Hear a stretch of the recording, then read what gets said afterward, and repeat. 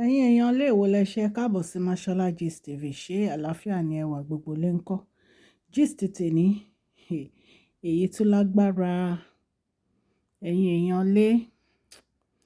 Ọlọ́run Elédùmarè á wà pẹ̀lú bàbá wèrè ńlá o. Ọlọ́run Elédùmarè á dẹ̀ wà pẹ̀lú Queen Naomi. Bí a ṣe gbọ́, ẹ mọ̀ pé gist tí mo mú wá fún yín lánàá ò ní pé kábíyèsí sọ gbogbo àwọn nǹkan tí ó yí ìtẹ́ wọn ká, ìpè gbogbo nǹkan tí wọ́n ń dojú kọ yìí ó ní agbára lórí ọ̀rọ̀ àwọn ìyàwó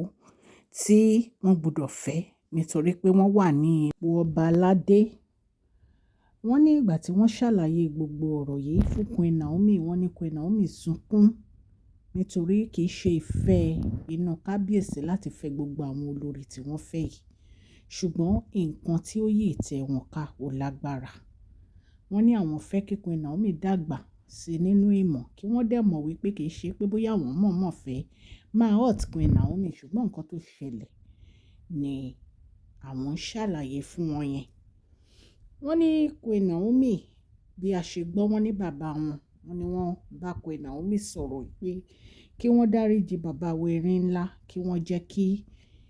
ìfẹ́ tí wọ́n ní láàárín àwọn méjèèjì kí wọ́n jẹ́ kó máa gbòòrò sí i, kí wọ́n má kọ ọkọ wọn o nítorí wípé kábíyèsí nífẹ̀ẹ́ wọn. Nǹkan tí wọ́n ní bàbá wọn sọ nìyẹn. Ẹ̀yin èèyàn lé wọn ní ìgbà tí kábíyèsí bẹ Queen Naomi tán, wọ́n ní Queen Naomi hug kábíyèsí, wọ́n kúnlẹ̀ fún wọn, wọ́n dẹ̀ láwọn ti gbọ́. Inú mi dùn. Ṣé ẹ mọ̀ pé gbogbo wa yìí náà là ń sọ wípé kí Queen Naomi kó má fi bàbá wèrè ńlá sílẹ̀. Ìpè torí kò ní dùn mọ́ wa nínú tí wọ́n bá lọ bẹ̀rẹ̀ sí í jà nítorí ọmọ wọn Tádéníkáwò. Bẹ́sọ̀ ọ̀rọ̀ ọmọ wọn ó ṣe pàtàkì. Bí a ṣe mọ̀ wípé àrólé kábíyèsí ó ní Tádéníkáwò. Bàbá wo dẹ̀ fi ọ̀rọ̀ Tádéníkáwò ṣeré. Ìtorí ẹ̀ ò ní Queen Naomi náà fi ro ìpè káwọn dáríji bàbá wèrè ńlá. Inú mi dùn nígbà tí mo gbọ́ gist yìí. Ṣé ẹ mọ̀ pé gbogbo wa náà là ń sọ wípé kí Queen Naomi dáríji bàbá wèrè ńlá, kí wọ́n dúró sí Royal Mansion, kó máa tọ́jú ọmọ wọn nítorí wípé nítorí ọmọ ni gbogbo wa yìí la fi wà ní ilé ọkọ. Ẹ̀yin èèyàn lé, kò sí ilé ọkọ tó jẹ́ pé ó wà 100% guarantee wípé èèyàn ò ní rí ìṣòro. Ṣùgbọ́n àdúrà lèèyàn fi ń kojú ìṣòro. Ìṣòro ò dẹ̀ ní borí èmi àti yín ní agbára Ọlọ́run. Gbogbo wa pátápátá tó jẹ́ abiyamọ, Ọlọ́run á gbàdúrà gbogbo wa máa jèrè gbogbo àwọn ọmọ wa o. Ní agbára Ọlọ́run á ní fi ọwọ́ gbé ọmọ sin. Ìtorí ẹ̀ ni Queen Naomi ni wọ́n fi jókòó tí wọ́n ro ọ̀rọ̀ yìí dáadáa wípé káwọn move forward, káwọn dáríji bàbá wèrè ńlá nítorí wípé kí ni àwọn fẹ́ gain nínú pé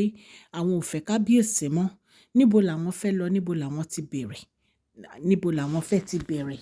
ìgbésí ayé àwọn. Ọlọ́run Elédùmarè ọba láàánú á ṣàánú fún Queen Naomi.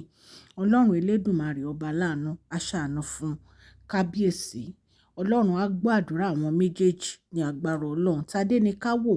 á ní ọ̀wọ́ rere lẹ́yìn ní agbára Ọlọ́run nítorí pé gbogbo wa yìí ìdùnnú wa ò ní pé kí Tádéníkáwò kó ní ọ̀wọ́ rere lẹ́yìn o, kó gba àbúrò lóríṣiríṣi obìnrin àti ọkùnrin, even gan ìbejì. Àdúrà gbogbo wa nìyẹn. Ẹ̀yin èèyàn lé, ìdùnnú wa ò ní ìpè kábíyèsí àti Queen Naomi ń parí ìjà tó wà láàárín àwọn méjèèjì, kí wọ́n dẹ̀ move forward nítorí ọmọ tó wà láàárín wọn. Ẹ mọ̀ pé wọ́n ní pé relationship tí ọmọ bá ti wà láàárín èèyàn, wọ́n ló ti kúrò ní nǹkan tó yẹ pé èèyàn lè máa fi ṣeré. Ẹ̀yin èèyàn lé, tán bá ní pé wọ́n fẹ́ divorce nísìn, ọmọ yẹn ó máa affect ẹ̀ torí Tádéníkáwò náà, òun náà kì í ṣe ọmọ kékeré, mú mọ nǹkan tó ń ṣẹlẹ̀. Tí ò bá rí bàbá ẹ̀ àbí kábíyèsí á mọ̀, tí ò bá rí mọ́mì ẹ̀ Queen Naomi á mọ̀. nígbà tí kábíyèsí bá ní kí Queen Naomi gbé Tádéníkáwò wá sínú palace kó wá lò bí ọ̀sẹ̀ kan lọ́dọ̀ òun tí Queen Naomi ní rárá àwọn ò lè release ọmọ ṣáà pé wàhálà nìyẹn ó dẹ̀ máa affect ọmọ yẹn psychologically because ọmọ yẹn á máa wí pé kí ló ń ṣẹlẹ̀ tó jẹ́ pé mọ́mì òun àti dáàdì òun wọ́n ń jà lẹ́ẹ̀mẹwàá ni so gbogbo àwọn nǹkan báyìí la fẹ́ fún ọmọ yìí a fẹ́ kí ọmọ yìí grow kó dàgbà nínú ìdùnnú a fẹ́ kí ọmọ yìí kó dàgbà nínú ìfẹ́ èyí tó wà láàrin kábíyèsí àti Queen Naomi and advice tèmi fún Queen Naomi ni gbogbo àwọn èèyàn náà ni wọ́n send advice wọ́n ní kí Queen Naomi kan fi àwọn ọ̀rọ̀ àwọn ìyàwó yìí sílẹ̀ wípé kí wọ́n gbájúmọ́ ọ̀rọ̀ kábíyèsí àti ọmọ wọn kán jókòó sí royal mansion kán máa tọ́jú Tádéníkáwò kán dẹ̀ máa gbàdúrà torí àdúrà ló ń gbà agbára kì í gbà wípé gbogbo nǹkan tó ti ṣẹlẹ̀ láàrin àwọn àti kábíyèsí pé Ọlọ́run máa dẹ́kun ẹ̀ wípé gbogbo wàhálà yẹn kò tún ní gbérí mọ́ láéláé àwọn èèyàn ló ń fi gbogbo àwọn ọ̀rọ̀ yìí ránṣẹ́ sí wa o in fact gan gbogbo àwọn comment àwọn èèyàn ní pé wọ́n nífẹ̀ẹ́ kábíyèsí àti Queen Naomi wọ́n fẹ́ kán wà together wọn ò fẹ́ kí Queen Naomi fi bàbá wẹ̀rin ńlá sílẹ̀ wọn ò fẹ́ kí Queen Naomi fi bàbá wẹ̀rin ńlá sílẹ̀ nǹkan tí àwọn èèyàn fẹ́ òun ni kán parí ìjà yìí kán dẹ̀ jọ máa gbé ní ìrẹ́pọ̀ so advice sí mi òun ni kí Queen Naomi kán fi ìfẹ́ hàn sí kábíyèsí kí wọ́n dáríjì bàbá wẹ̀rin ńlá èyí tí a gbọ́ wípé wọ́n ti ṣe kí wọ́n dúró sí royal mansion kán máa tọ́jú Tádéníkáwò mo dẹ̀ mọ̀ pé Ọlọ́run á gbàdúrà àwọn àti kábíyèsí ẹ̀yìn èèyàn lè kò jẹ́ bó ṣe jẹ́ bí a ṣe gbọ́ gist inú mi dùn gan-an mo ní kí n mú wá fún ẹ̀yin olólùfẹ́ mi bí mo ṣe máa ń sọ mi ò bá kábíyèsí gbénú palace nǹkan tá a gbọ́ la wá torchlight sí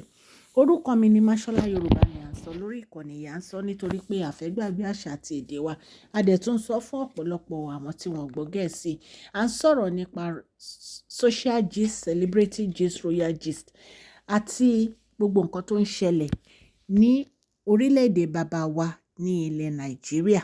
tẹ́ ẹ bá ti subscribe kí lẹ̀ ń dúró ṣe ẹ tẹ notification bell yín kẹ́ subscribe kí ẹ lè máa gbádùn gist wa lọ́lọ́kan òjọ̀kan a dúpẹ́ lọ́wọ́ gbogbo yín ó subscribers àti new subscribers gbogbo bẹ́ẹ̀ ṣe ń ṣe àtẹ̀ ń comment tẹ̀ ń like gbogbo àwọn gist wa gbogbo ẹ̀ lárí a dúpẹ́ àtún ọpẹ́ dá Ọlọ́run á bá mi gbọ́wọ́ yín sókè ẹni tọrọ jẹ ẹni tọrọ ọmọ ẹni ẹlẹ́ni ò ní gbà ṣe yín ṣe o gbogbo nǹkan tẹ́ bá ń dáwọ́lé a máa yọrí sí rere ẹ má gbàgbé prize giveaway wa tó ń bọ̀ ní April 15 ẹ máa gbáradì ẹ má dẹ̀ gbàgbé kẹ́ fún fídíò yìí ní thumbs up gbogbo ẹ̀yin tẹ́ ń ṣe ọjọ́ ìbí lẹ́ni mo dúpẹ́ mo kí yín ẹ kú ọdún ẹ kú ìyèdùn mo bá yín dúpẹ́ lọ́dọ̀ Ọlọ́run today is January 24th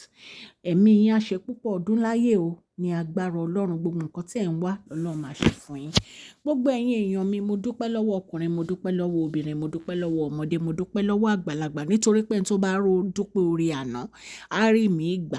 Ọlọ́run á wà pẹ̀lú gbogbo etí tó ń gbọ́ mi ní ilé lóko àti lẹ́yìn òde please share this video like and subscribe God bless you all Máṣọ́lá Gist TV ń kí yín o.